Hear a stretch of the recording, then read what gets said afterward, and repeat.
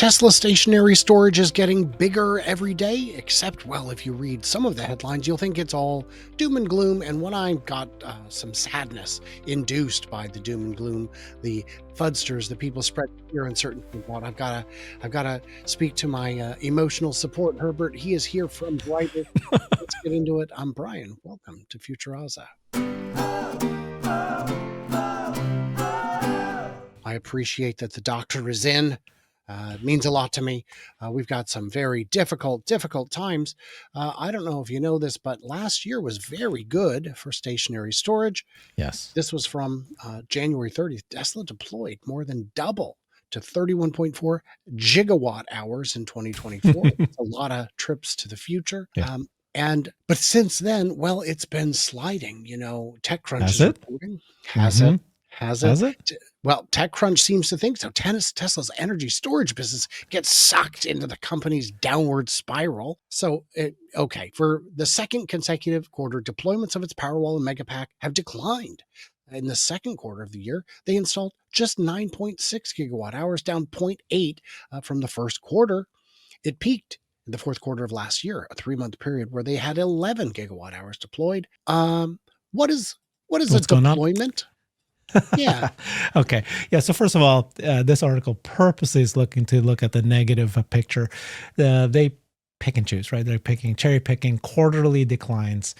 What happened to quarterly declines? Not, ignoring that year-over-year growth. Tesla's energy deployments in Q1 2025, 10 gigawatt hours, which is 154% from last year. It's a massive growth success.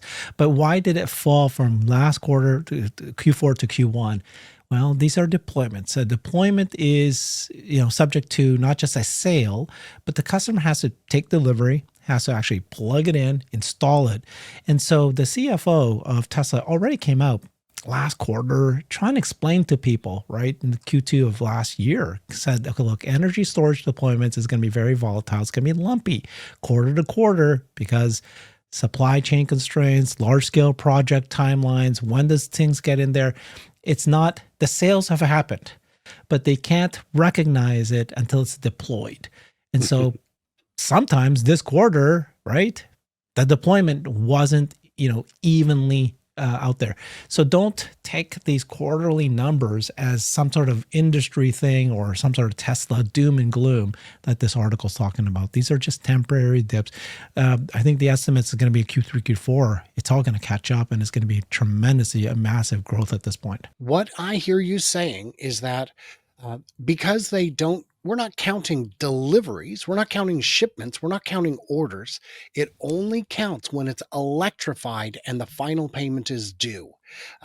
It doesn't matter that they got partial payments along the way. What matters is when is it actually deployed. So what that tells me is because Megafactory Shanghai just came online this year, we probably haven't recognized much, if any, of that deployment yet. Now, I assume the regulatory framework in China is such that those funds, those deployments will come online quicker than they might in other countries, but it still takes time. And then we're going to have the new Megafactory in Texas beginning its ramp, perhaps by the end of the year. What I hear you saying is that deliveries are going to outpace deployments until such time as all factories are ramped. What deliveries of what? Deliveries Cars? of Megapacks. Megapacks, yeah, for you sure. can ship them all day, but the yeah. shipments Yeah. doesn't equal deployments until it levels off. Pretty obvious for other people other so. than the article writer. But the other part of the article writer saying that this is another proof that Tesla's in a downward spiral, conflating kind of like what's going on with the energy business with the auto business. Somehow the energy business is a totally separate business, and somehow it's affecting it. It's 10% already, the energy business, 10% of the auto business, and it's going to just grow very, very quickly to 20-30% within a year or two. And at some point in 3-4 years from now, it could actually equal the $100 billion that we made last year, the $96 billion that Tesla made on just cars alone in 3 to 4 years from now. So this whole idea that, Tesla's in a downward spiral, It's how you want to position it, I guess. Until this year, the sector has been a bright spot for Tesla, posting consistent year-over-year growth. Wait a minute. They're comparing quarter over quarter. When you compared year over year a minute ago, you noted it was much higher. Yeah. Revenue from energy storage grew from 2 billion in 2020 to 10 billion last year. Tesla's poor start to the year. Oh, shut your mouth. But by the way, we can address the poor start to the year. In the first half of 2025, Tesla has deployed more stationary storage than they have in their entire history prior to 2023. Yeah. Yeah. Combined, all years combined prior to 23. That's just first half 25. And we haven't barely started to count the numbers from China. Exactly. And it's by the second half of this year, the projections are going to actually double what we have now from 2023, right? So it's a 200 to 300% growth expected in 2025. Think about that. 200 to 300% growth in 2025. And this guy has the gall to try to say that, oh no, energy's in big trouble. Very, very crazy. Hey, did you know that grid operators complain of too many batteries in zombie projects? This is part interesting. I did not know any of this. Is this true, Brian? Well, yes. So explain what the issue is. Yeah. Sure. Germany believes they need 50 gigawatt hours of storage by, I don't remember the year, 2045. 50 gigawatts of storage by 2045. I would argue that number is desperately, desperately short of the real number. 50 gigawatts. That's not much. But they are being swamped by applications for new grid scale energy storage projects. And I don't know if these are real. Unfortunately, what they're saying in this article is that Germany has a policy where it's first in, first out. If I get my permit application in before you do, mine must be reviewed before yours, even if mine is in a place where it's not needed, even if mine has a low likelihood of being realized, mine must be reviewed first. I wonder if some of these applications are meant to slow down the process with projects that the development company doesn't actually intend to build, or if some companies are putting out 10 applications and only planning to build 2, but they've got applications in already for 204 gigawatts of an expected need of only 50. Why is this a problem? I'm trying to understand why it's a problem. That's great. Yes. Well, they're saying, well, if you overbuild it, then the money doesn't work. So, well, right, but that's not my problem. You don't get to automatically. At this point, I'm struggling to worry that we might have too much energy, battery energy. That is going to be required for everything, including AI data centers. It's going to be lower cost offering. It's a great thing for a country to have as much energy storage as you can possibly get. I would argue that there is a point at which it becomes too much. A point at which you say, we have overbuilt to the point that every individual one of these projects is losing money, and that could create a financial danger. But great, let those companies go broke and someone else buys it up. I don't know. Yeah, exactly. But this seems like an overblown concern. So with that said, I think we got to get back to some good news. Tesla's largest I love this station is entirely off-grid. And I should point out, by entirely off-grid, they don't mean entirely. It actually has a grid connect, but the grid connect is only 1.5 megawatts for an 11 megawatt station. So it has a grid connect, which means if they have surplus, they could probably sell it back. And that's a lot of solar. This is a thing of beauty. Yeah, it's a thing of beauty. So basically, how many superchargers are there? 84 stalls, right? Yes. 84 stalls, and it's fully sustainable because, can you show the photo? There is solar panels, right? Is that the solar panels there? Right in the back. And are they over a parking structure? People can park underneath them or no? It doesn't appear so. I don't think so. And that's the thing I was going to suggest. It's like, oh man, it's a lot of space. Look how much space that it requires. Who's parking out there? Nobody. Yeah, it's just an empty spot. And so they bought the lot, they put that, but all those solar panels is able to power this charging site. And how many megawatt? 10 megapacks? Let's take a look. It looks like 6.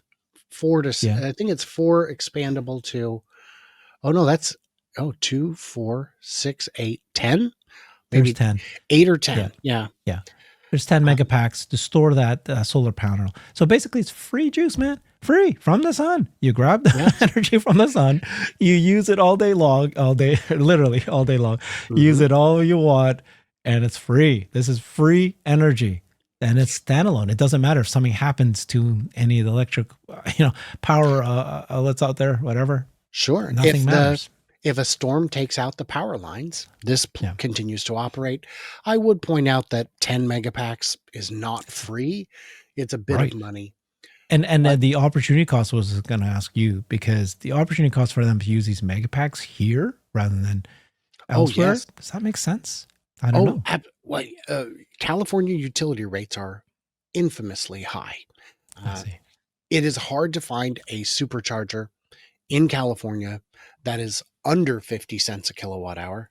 Most often, especially during peak times, they are over that rate. This is uh, low hanging fruit, I guess I would I say. was thinking though too that this is located in between San Francisco and LA on the West Coast. And one time you showed me a graph of all the where the trucks go. Is this set up for a Tesla Semi? Is this like one of, because that I can see tremendous value if they can get basically free Mm. energy along the way. It does not appear to be. Really? Because I thought I read somewhere that these are like trailers. If you're towing a trailer, stop there. You won't have to detach it to plug your EV. That first paragraph right there. That paragraph. Just go up Where? a little Right bit. here? Just go up that one paragraph there. Oops. Mm. Can't breathe. Oh. No, go down. It's like the Okay. paragraph after the photo. But I think it says Okay. Barstow Supercharger Mhm. with 100 stalls. Will soon be eclipsed with this Lost Hills site. Mm. Oh, the new site, see, has a dozen pull-through stalls. You Oh, see? great. But I don't think the semis could use those. I think that'd be Okay. for Cybertrucks with trailers. Okay. I was just Yeah. hoping that that was what it would be for, because then it would make that for sure is going to be overused. Mm-hmm. Yeah. Very exciting stuff. And it's nice But to have shade. but as a proof of concept, right? This idea that these superchargers are powered by the solar panels with the battery packs and they're self-sustaining and it's free. That is we want more of this distributed and just keep getting as many of these going. Bigger and bigger and bigger and bigger. Yes. What do you see as obstacles to Tesla building more locations like this? I mean, the only thing I saw was how the size of the footprint required to have the solar panels.